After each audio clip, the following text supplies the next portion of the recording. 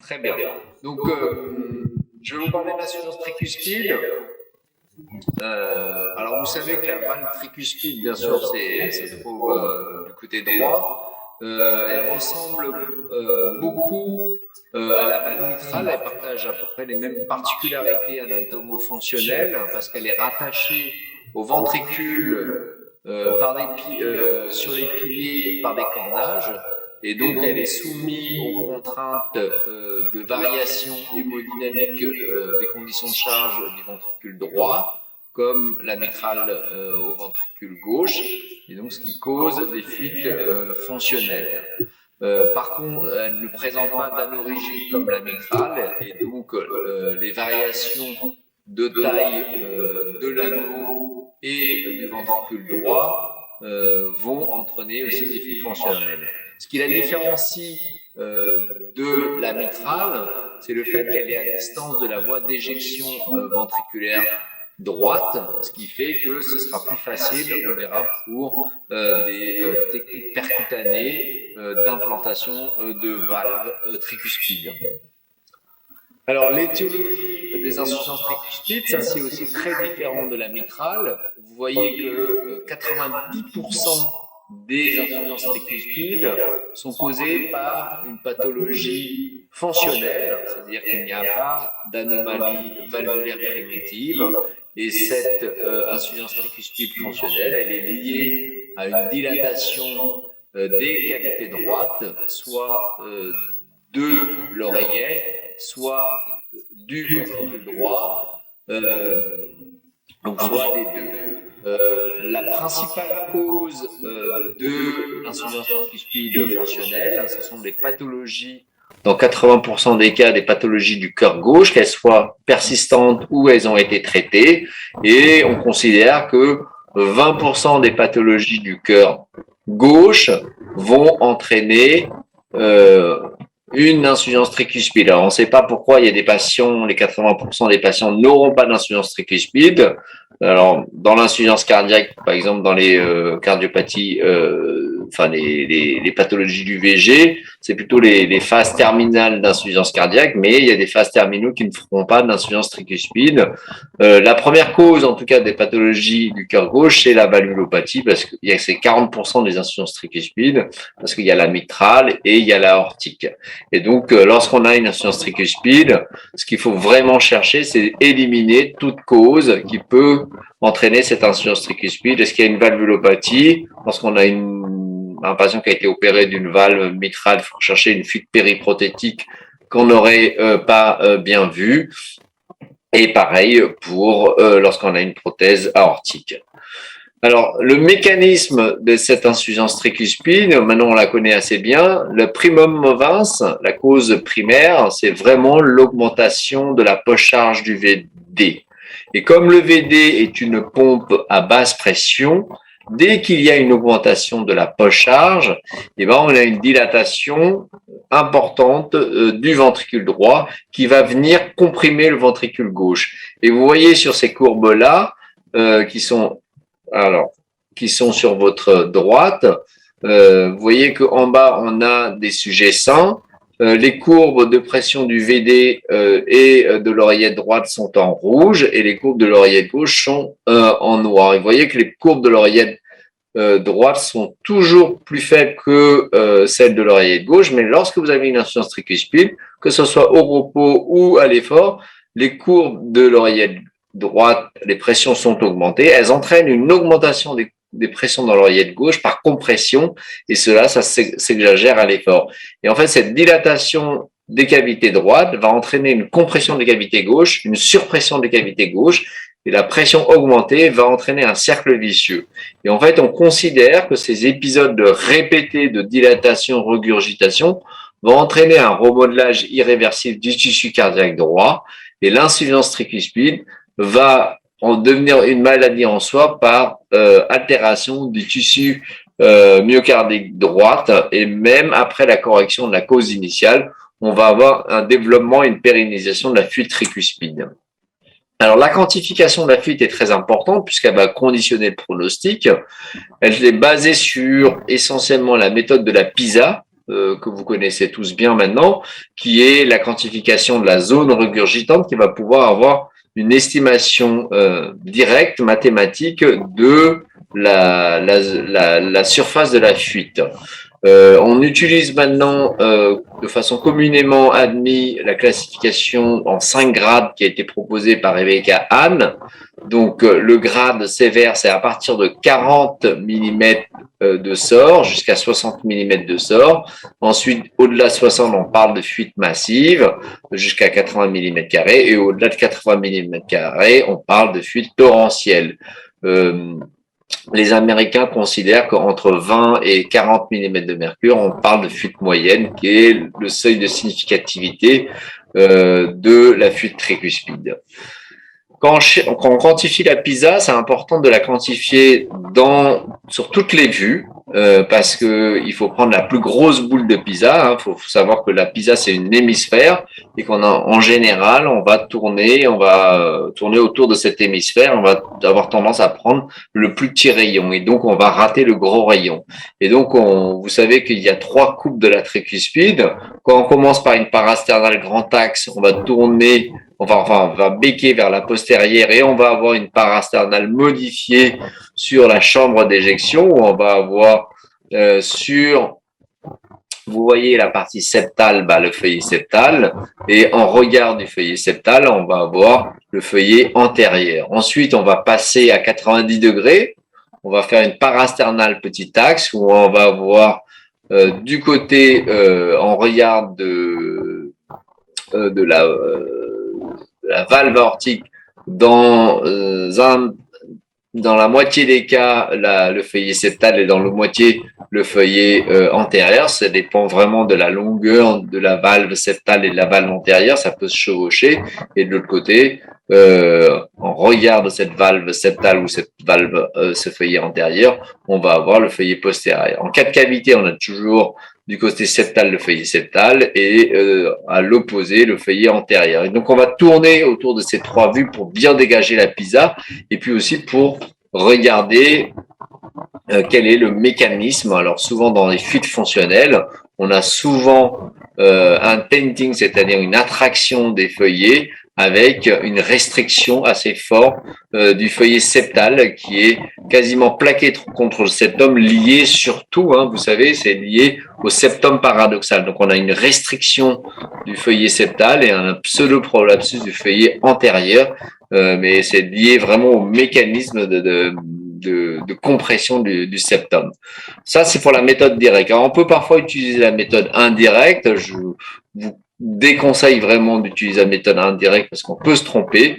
On n'utilise plus trop l'extension du G parce que ça dépend vraiment beaucoup du réglage de la vélocité, des vitesses de vélocité. Je vous rappelle qu'il faut au moins qu'il soit supérieur à 60 cm par seconde. Voilà. Et donc, ce qu'on va utiliser, on peut utiliser l'aspect du flux.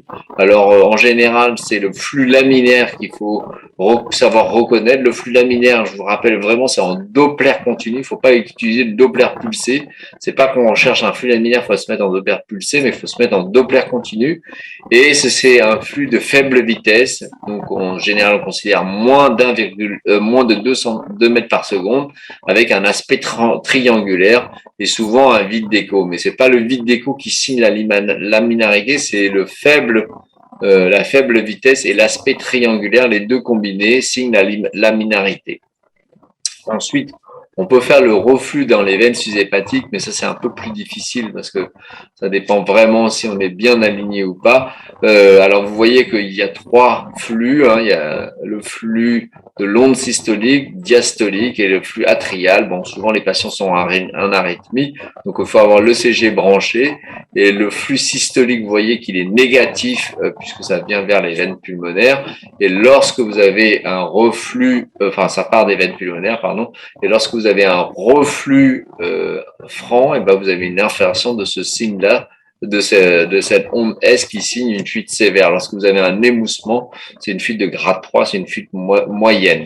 Alors, ce que je vous disais, c'est la quantification de cette degré de fuite, c'est très important puisque ça conditionne, vous voyez, le pronostic des fuites.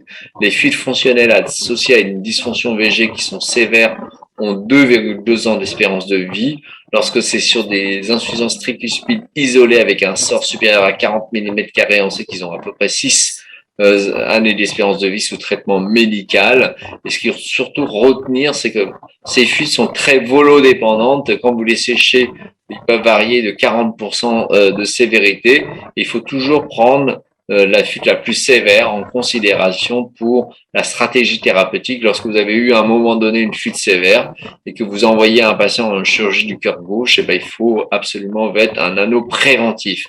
Faut pas oublier, parce que c'est pas parce que la fuite a disparu à un moment donné qu'il faut se passer de l'anneau. Alors, sur le plan du traitement, on sait maintenant que le pronostic spontané n'est pas bon et donc il faut proposer un traitement chirurgical. Vous voyez que ce traitement chirurgical qui était jusqu'alors la référence est associé à une mortalité qui est relativement constante et élevée. On parle de 8 à 10% de mortalité, ce qui est maintenant n'est plus concevable pour un rétrécissement aortique serré et on peut pas concevoir ça comme une mortalité standard pour la tricuspide alors que c'est des patients sélectionnés. Et vous voyez que dans l'étude de Julien Dreyfus qui s'est intéressé à la mortalité de la chirurgie tricuspide en France entre 2007 et 2017, on a pour les insuffisances tricuspides fonctionnelles liées à une pathologie du cœur gauche, on a 15% de mortalité périopératoire et 47% de morbidité, c'est de bas débit cardiaque post-opératoire, ce qui est énorme par rapport aux insuffisances tricuspides organiques, vous voyez, où on a 5% de mortalité, quand même une morbidité de 20% en post-opératoire.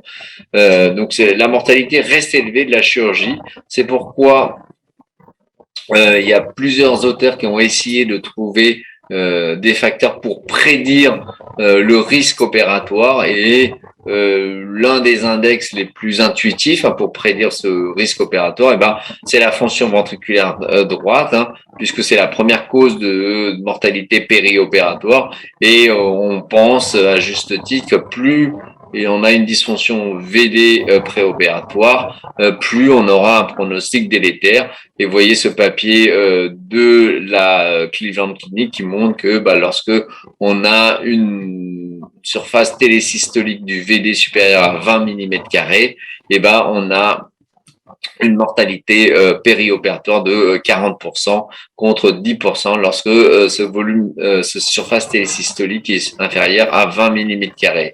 Le problème de ces index de ventricule droit, c'est qu'ils sont très charge dépendants, on le sait, comme la tricuspide, et que compte tenu de la géométrie complexe du VD qui s'enroule sur le VG et que cet enroulement est variable d'un patient à l'autre, ces marqueurs ne sont pas très fiables.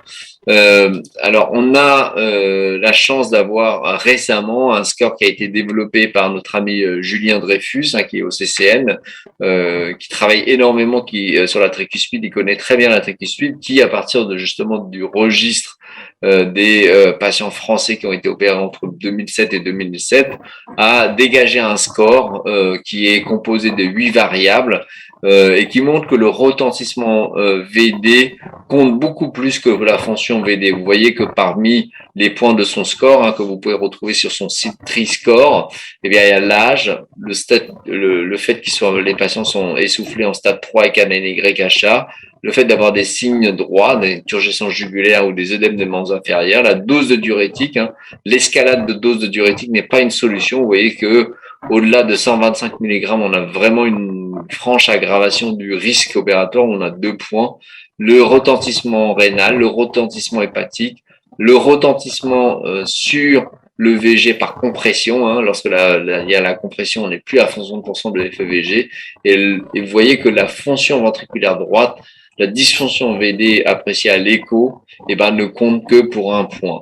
Ce qui est important de ce score, c'est 1, donc il faut retenir, c'est le retentissement, et 2, il faut opérer les patients tôt, parce que vous voyez qu'à partir de 3 points, on est déjà à 5% de mortalité. Ensuite, ça devient exponentiel puisque à 4 points, on est à 8% de mortalité. Et pour atteindre 3 points, c'est très facile. C'est l'âge, le fait d'être symptomatique et le fait d'avoir des signes d'insuffisance cardiaque suffit pour avoir rapidement 3 points. Et donc, vraiment, il faut pas attendre. Le problème, c'est que la tricuspide, on l'entend pas. Et les patients, lorsqu'ils deviennent symptomatiques, et ben c'est généralement trop tard. Ils ont déjà des signes droits, une dysfonction VD, une compression du VDVG, donc on est au-delà des 5. Et alors, il faut et donc pour éviter qu'on ait une évolution silencieuse de ces insuffisances tricuspides, et ben c'est Gilles Dreyfus qui a proposé de faire des annuloplasties préventives. Et donc il a fait chez des patients qui étaient envoyés pour une chirurgie mitrale, qui avaient des anneaux dilatés au-delà de 70 mm. Alors c'est en circonférence, donc ça fait à peu près 40 mm qu'on a de diamètre. Et lui, ce qu'il montre clairement, c'est que vous voyez, lorsqu'on fait une annuloplastie préventive, par rapport à ceux qui n'ont pas d'annuloplastie préventive et qui n'ont pas d'anneau très dilaté, ben, on évite franchement l'apparition des IT grade 3 et grade 4 en post-opératoire, alors que ceux qui n'ont pas d'annuloplastie, malgré qu'ils n'ont pas encore un anneau très dilaté, vous voyez qu'on a un taux très important, plus d'un tiers des malades développent une insuffisance tricuspide fonctionnelle sévère. Alors, pour valider la stratégie de Gilles Dreyfus, il y a eu une petite étude italienne qui a confirmé ce qu'il a découvert, c'est-à-dire qu'on prévient bien l'insuffisance tricuspide post-opératoire en mettant un anneau aux patients qui ont des anneaux un peu dilatés à 40 mm, mais il n'y avait pas beaucoup de patients, 44 patients dans cette étude, et on a une étude récente nord-américaine qui a randomisé, vous voyez, 200 malades qui ont été référés par une chirurgie mitrale pour une chirurgie mitrale avec un anneau tricuspide préventif versus 200 malades sans annuloplastie préventive. Bien sûr, ces patients-là n'avaient pas d'insuffisance tricuspide très très sévère. Il avait une insuffisance tricuspide grade 3 ou inférieur au grade 2 avec une dilatation annulaire. Et on voit que avec une annuloplastie préventive, vous voyez que plus de patients par rapport au groupe sans annuloplastie ne développent pas d'insuffisance tricuspide en post-opératoire. Le seul hic de cette étude, mais probablement lié à la technique opératoire nord-américaine, c'est qu'il y avait 14% de pacemakers dans le groupe annuloplastie, ce qu'on ne voit pas en Europe, versus 2,5 dans le groupe sans annuloplastie préventive. Bon, alors du coup, je pense que ça ne changera pas les guidelines, même si les éditeurs disent qu'il faudra attendre voir le bénéfice de l'annuloplastie probablement dans 2 ans pour voir si l'effet du pacemaker n'a pas écrasé l'effet de l'annuloplastie préventive, le bénéfice de l'annuloplastie préventive. Pour les patients qui n'ont pas eu cette chance d'avoir une annuloplastie préventive ou qui font quand même développer une insuffisance tricuspide fonctionnelle après bien plus tard, et chez ces patients-là, la mortalité, comme je vous ai montré sur le score de Julien Dreyfus, risque d'être très très élevé, surtout si on les opère au stade de retentissement de la dysfonction VD. Et donc il faut les opérer bien avant. Attendez, oui c'est ça. Il faut les opérer bien avant que le VD ou le VG soit trop dysfonctionnel, et donc c'est une recommandation de grade 2A, niveau de preuve B. Et comme on n'a pas une certitude du bénéfice de la chirurgie, puisque quelques études mettent en doute le fait de corriger ces insuffisances tricuspides tardives, on a quand même des faisceaux d'arguments pour dire que le percutané pourrait améliorer le pronostic de ces patients. Et ça, c'est un registre nord-américain qui avait recensé surtout des tricuspides, qui vous montre bien que vous voyez que la mortalité pure comparée au traitement médical est améliorée par le clip versus l'absence de clip que vous voyez en rouge ici. Et c'est pareil, la survie sans insuffisance cardiaque. Alors, on va voir un peu quels sont les traitements percutanés qui existent. Alors, il n'y en a pas 36, il y a Trialign. Alors, ça a été abandonné, je ne vais pas vous en parler. Ça consistait essentiellement à venir rapprocher les berges de la valve antérieure en mettant un espèce de harpon qui venait hameçonner et ça a été arrêté. Ça avait peu d'efficacité, vous voyez, sur la fuite. Alors les patients, bien sûr, ont été améliorés, on ne sait pas comment, mais ça ne changeait pas la fuite. Ça a été abandonné parce que les résultats n'étaient pas consistants. Le cardioband, c'est aussi Edwards qui l'a racheté. Ça consiste à mettre à peu près 16 vis autour de l'anneau tricuspide et à venir tirer ensuite pour pouvoir le resserrer. Vous voyez que l'étude du cardioband, ça a été validé chez 30 patients. Les patients ont été dans 82% des cas améliorés en classe 2 et de la classification NYHA à 2 ans. Mais vous voyez que la durée de la procédure, c'était 4 heures. Il fallait une très bonne qualité d'imagerie d'OTO. La réduction de la fuite, elle est modérée puisqu'on passe de 0,80 de SOR à 0,34 de SOR. Edwards est en train de designer un nouveau cardioband avec 5 vis seulement. Les études de validation sont en cours actuellement. Les grands gagnants des traitements percutanés actuellement, c'est le MitraClip, le TriClip pardon de chez Edwards, de chez Abbott et le Pascal de chez Edwards. Vous voyez que l'étude du marquage CE concernait 85 patients. Pas de mortalité périprocédure, une mortalité de 5% à 6 mois, donc rien à voir avec la mortalité qu'on a de 10%, enfin la moitié de la mortalité de 10% qu'on a en chirurgie. Vous voyez, la majorité des patients ont été améliorés. Bon, la contrepartie du clip, c'est 2 heures de procédure, 2 heures et demie de procédure.